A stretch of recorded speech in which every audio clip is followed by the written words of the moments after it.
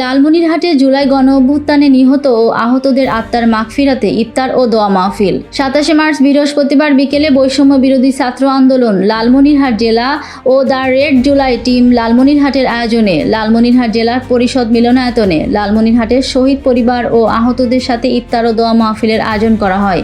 এতে বিভিন্ন পর্যায়ের নেতাকর্মী বক্তব্য রাখেন। শুরুতেই শহীদ ও আহতদের আত্মত্যাগের প্রতি গভীর শ্রদ্ধা জানানো হয়।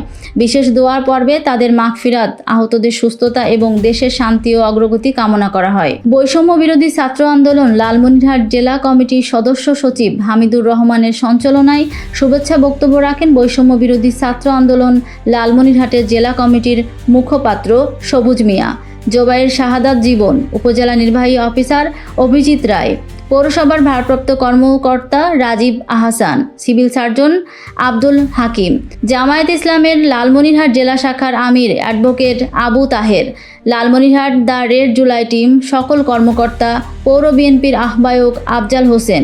আর উপস্থিত ছিলেন জেলা পুলিশ সুপার তরিকুল ইসলাম ও জেলা প্রশাসক এইচ এম রকিব হায়দার মহোদয়।